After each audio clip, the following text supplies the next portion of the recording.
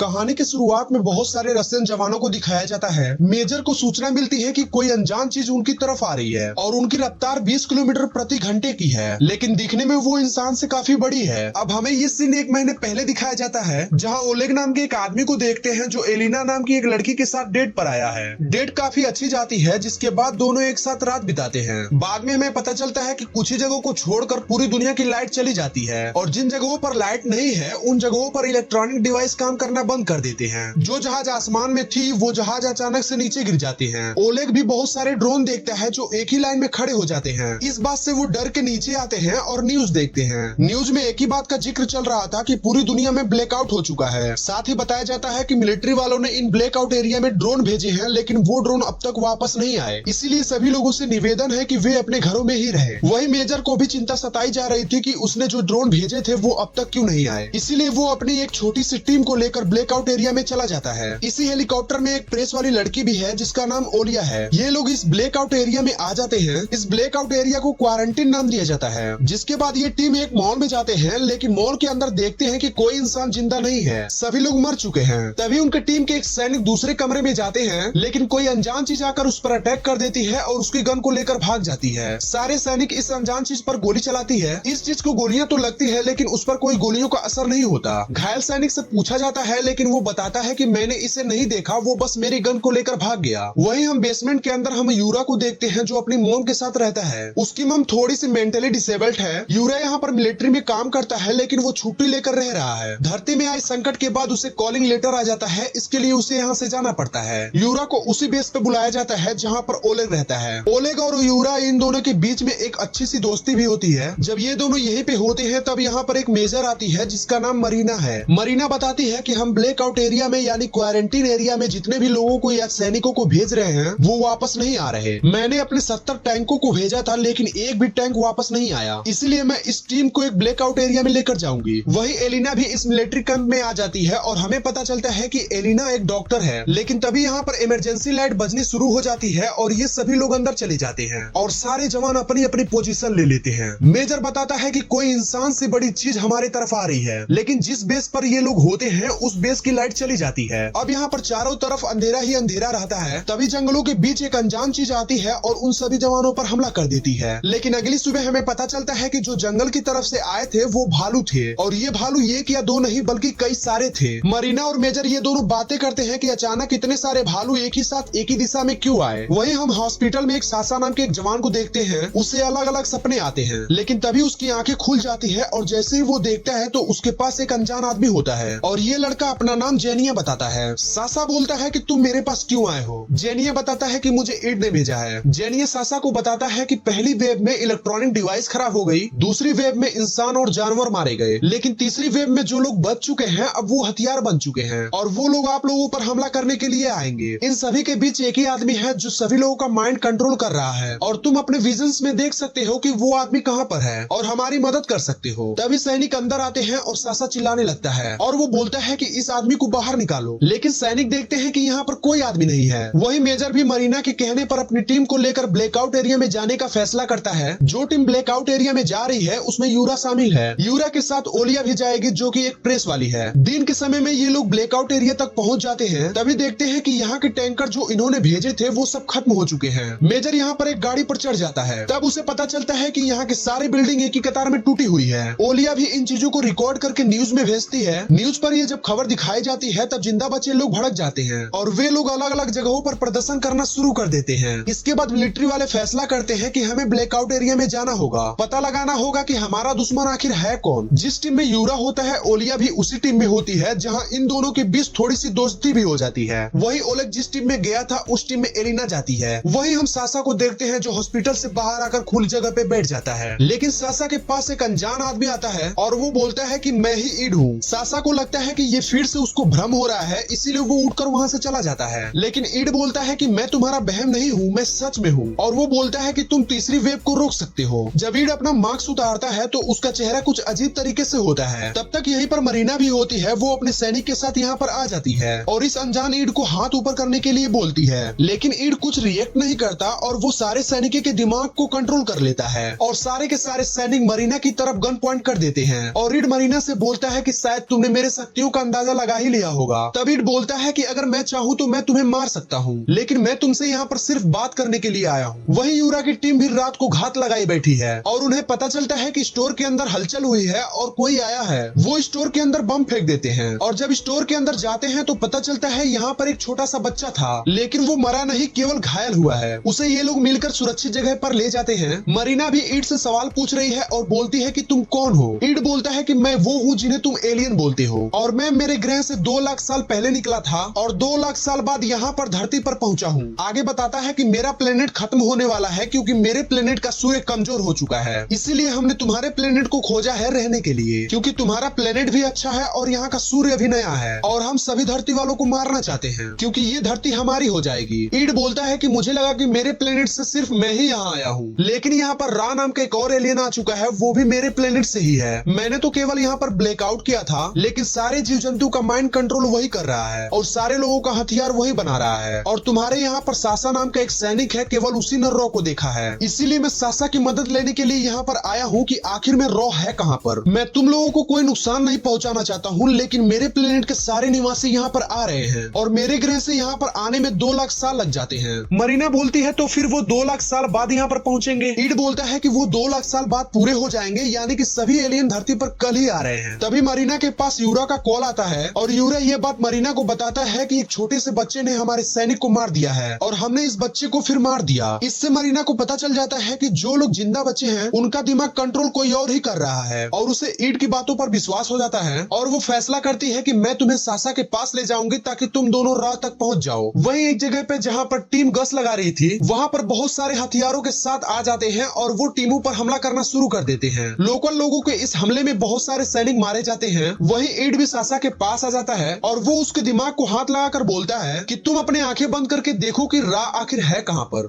तभी सासा आंखें बंद करके एक बिल्डिंग की तस्वीर बना देता है और रीड को पता चल जाता है कि रॉ इसी बिल्डिंग पर है, लेकिन सासा को ऐसे लगने लगता है कि रॉ उसे देख रहा है। इस बात से सासा डर जाता है और वो अपने आंखें खोल देता है। इसीलिए ईड फैसला करता है कि हमें उस बिल्डिंग पर जाना होगा जहां पर रा है। इसीलिए सैनिकों के टीम टैंक यहाँ से चले जाते हैं, लेकिन ईड अपने साथ सासा को लेकर नहीं आता। लेकिन तभी ये लोग देखते हैं कि जहाँ से ये लोग आए थे वहाँ पर बहुत सारे मिसाइल्स आकर गिर जाती है और वो पूरी तरह से तबाह हो जाती है। मरीना ईड से पूछती है कि ये सब क्या हो रहा है। तब ईड बताता है कि इस वक्त अगर सासा हमारे साथ होता तो ये मिसाइल हम पर होती, क्योंकि रा ने सासा के द्वारा हमें देख लिया है और अब रा को लगेगा कि सासा के साथ मैं भी मारा जा चुका हूँ। इसीलिए हमारे पास समय कम है और हमें बिल्डिंग तक जल्द से जल्द पहुँचना होगा। वहीं यूरा और ओलिया एक बिल्डिंग पर होते हैं, बाकी सैनिक तो जान से मारे जाते हैं, लेकिन यूरा और ओलिया बच जाते हैं और ये फैसला करते हैं कि ये यहाँ दोनों दूसरी टीम के पास जाएंगे जहाँ पर ओलेग है और ये लोग गाड़ी की मदद से ओलेग की टीम तक पहुँच जाते हैं। ओलेग बताता है कि हमारे टीम के लोग भी मारे जा चुके हैं, लेकिन हम थोड़े लोग भी अभी भी जिंदा हैं। लेकिन तब तक इन लोगों के पास मेजर भी पहुंच जाता है, लेकिन मेजर बोलता है कि हम आपके मदद के लिए यहाँ पर नहीं आए हैं, बल्कि हम रा के पास जा रहे हैं जो इन सब चीजों को करवा रहा है। इसीलिए सभी सैनिक उस बिल्डिंग की तरफ जाने लगते हैं, लेकिन जब ये लोग उस बिल्डिंग तक पहुंच जाते हैं तब यहाँ पर बहुत सारे लोकल लोग होते हैं जिनके हाथ में हथियार होते हैं। लेकिन यहाँ पर कुछ लोग ऐसे भी हैं जो अपने आप को बम लगाकर उस टैंकर को उड़ा देते हैं। इसीलिए मेजर फैसला करता है कि हम बिना देरी किए उस बिल्डिंग के अंदर जाएंगे और वो अपने टैंकरों को इन लोकल लोगों पर चढ़ा देते हैं और इस तरह से ये टैंकर लोगों को कुचलते हुए रा के बिल्डिंग तक पहुंच जाती है। वहीं यूरा और ईड किसी भी तरह लोकल लोगों को मारकर बिल्डिंग के टॉप तक पहुंच जाते हैं जहां पर रा खड़ा होता है। यूरा जब रा को मारने के लिए जाता है तब रा यूरा को बिल्डिंग से नीचे फेंक देता है। यूरा जैसे ही बिल्डिंग से नीचे गिरने लगता है वो बिल्डिंग के एक कोने को पकड़ लेता है जिससे वो नीचे गिरने से बच जाता है। तभी यहाँ पर रॉ और ईड इन दोनों के बीच में लड़ाई शुरू हो जाती है। काफी देर तक एक दूसरे से लड़ते हैं, लेकिन आखिरकार ईड रॉ के पेट से उस इलेक्ट्रॉनिक सिटी सप्लाई देने वाला डिवाइस को निकाल लेता है। तब तक यूरा भी यहीं पर आ जाता है और वो रा के पेट में एक ग्रेनेड डाल देता है। इससे रा वहीं पर मर जाता है। रॉ के मर जाने पर यहाँ पर जितने भी आदमी रॉ के कंट्रोल में थे वो सभी लोग मारे जाते हैं, जिसके बाद बाकी बचे हुए सैनिक ऊपर आते हैं। तभी ईड इन सभी को बोलता है कि तुम लोग आने वाले एलियन से तैयार रहो, उनका शिप यहाँ पर आता ही होगा और अब से मैं तुम सबका भगवान हूँ। इस बात से ये सभी लोग भड़क जाते हैं। जेनिया बोलता है कि मैंने तुम्हारा साथ दिया, मुझे लगता है कि तुम भी हमें धोखा दे रहे हो। अगर तुम इस तरह से रा को खत्म कर सकते थे तो तुम 1 महीने पहले भी हमें बचा सकते थे और इस धरती को भी बचा सकते थे। तभी ईड बोलता है कि मेरा ये प्लान का हिस्सा था। आगे वो बताता है कि मैं यहाँ पर पहले भी आया हूँ ताकि मैं अपने प्लान का अंजाम दे सकूं, लेकिन तब तुम लोगों की संख्या बहुत ज्यादा थी, इसीलिए हम लोगों ने तुम्हारे माइंड को कंट्रोल कर लिया और तुम लोगों को आपस में लड़वाया ताकि तुम सभी जल्दी जल्दी खत्म हो जाओ और हमारा प्लान भी काम किया। मैंने सभी लोगों को मारा और सिर्फ तुम लोगों को छोड़ा ताकि तुम लोग मेरे लिए काम करते रहो। जेनिया को इस बात से गुस्सा आता है और वो ईड को चाकू से मार देता है, लेकिन असल में वो चाकू मरीना को मार देता है क्योंकि जेनिया को समझ में नहीं आया कि आखिर ईड कौन था। ओलेग भी ईड को मारने जाता है, लेकिन यूरा बोलता है कि हम इसके बगैर जिंदा नहीं बच पाएंगे, यही हमारा उम्मीद है। इस तरह से ओलेग और यूरा इन दोनों में लड़ाई हो जाती है। जेनिया भी ईड को मारने जाता है, लेकिन ईड जेनिया का गला घोट देता है। इस दौरान ईड के पास जो डिवाइस होता है वो नीचे गिर जाता है, लेकिन ईड को इस बात का पता नहीं चलता। ओलेग भी यूरा को घायल करके ईड पर गोली चलाता है, लेकिन ईड भी ओलेग के पिता का रूप ले लेता है और बोलता है कि क्या तुम मुझे मारोगे। अचानक जेनिया को होश आता है और वो ओलेग के पिता को अपने साथ नीचे गिरा देता है, जिसके बाद हमें पता चलता है कि जेनिया ने ईड को मार दिया। अब यहाँ पर केवल 4 लोग बचे हुए हैं और ये चारों जब आसमान में देखते हैं तो एलियन का बहुत बड़ा शिप धरती पर आ पहुंचा है। धरती पर आते ही इस एलियन शिप का दरवाजा खुल जाता है, लेकिन अंदर से कोई एलियन बाहर नहीं आता। यहाँ पर ईड का डिवाइस जो गिर गया था वो ब्लिंक करना स्टार्ट कर देता है। ओलेग यूरा को बोलता है कि तुम स्पेस शिप में जाओ और वहाँ पर जितने भी एलियन हैं उन्हें खत्म कर दो। यूरा यहाँ से ओलिया और एलिना के साथ उस स्पेस शिप में चला जाता है, लेकिन देखता है कि यहाँ पर बहुत सारे स्लीपिंग चेंबर हैं जिसमें एलियन सोए हुए हैं और इनमें एक टाइम लगा हुआ है। वो टाइम पूरा होते ही ये सारे एलियन जाग जाएंगे। ओलेग के हाथ में जो डिवाइस है उससे वो समझ जाता है कि इन सबको जगाने का काम ईड का था। यहाँ पर बहुत सारे पाइप्स हैं जो इनके लिए ऑक्सीजन का काम कर रहे हैं। तभी तीनों फैसला करते हैं कि ये सब मिलकर इन पाइप को काट देंगे और ये एक पाइप को काटना शुरू कर देते हैं, जिसके अंदर से बहुत सारे तरल पदार्थ बाहर आता है और पाइप के काटते ही एक एक करके सारे एलियन मरना शुरू हो जाते हैं क्योंकि उनके स्लीपिंग चेंबर के अंदर ऑक्सीजन नहीं पहुंच पाई। इसीलिए ये तीनों मिलकर इन एलियन के ऑक्सीजन सप्लाई को काट देते हैं, लेकिन आखिरी स्लीपिंग चेंबर बचते हैं और वो उनमें देखते हैं कि इनमें एलियन के बच्चे हैं, इसलिए ये स्लीपिंग चेंबर के ऑक्सीजन पाइप को नहीं काटते। लेकिन तब तक टाइम भी पूरा हो जाता है और स्लीपिंग चेंबर से बहुत सारे बच्चे बाहर निकल कर आते हैं और ये एलियन के बच्चे इंसानों को देखकर डर जाते हैं। ओलेग के हाथ में गन होती है,